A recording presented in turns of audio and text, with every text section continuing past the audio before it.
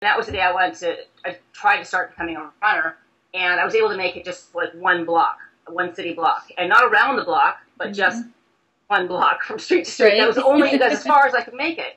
But I thought, okay, well, I can build on this. So the next day I went, 2 blocks, and the next day after that I went 3 blocks, and then fourth day I was able to get all the way back to home.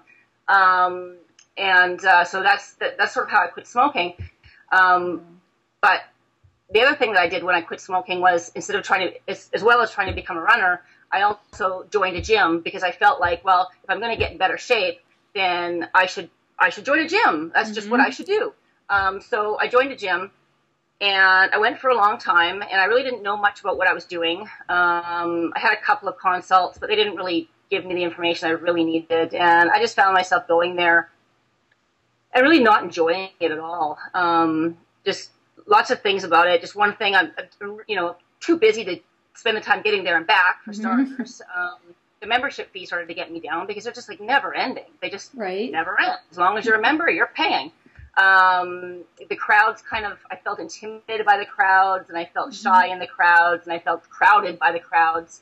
And, waiting for equipment, and being, there was guys would come over and try and chat me up sometimes, and it just felt like I was there for hours trying to get a decent workout in, because of all the interruptions and all the waits, and trying to, wait for equipment. Then once you got on it, it had a time limit anyway. I think the time limit on the cardio equipment at the gym I went to at the time was 12 minutes.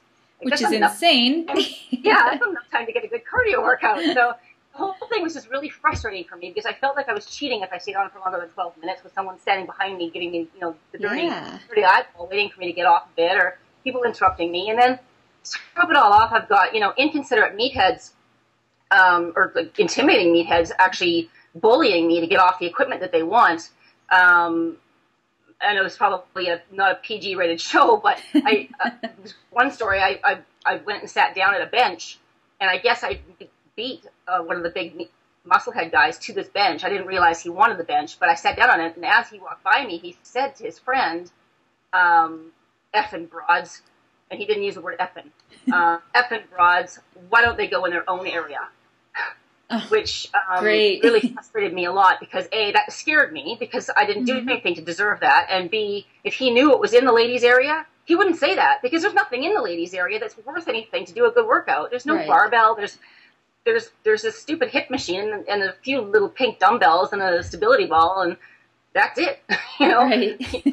So it's the ladies area, that wasn't the place for me either.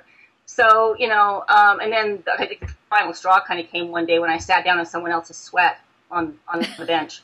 Just like, oh, I can't deal with it anymore. I just can't deal with cleaning up someone else's crud and having bullies bullying me to get me off the equipment that they want, and other guys chatting me up and interrupting me and waiting for equipment that I want, and then having someone tell me I have to get off the equipment that I just waited for because there's a time limit.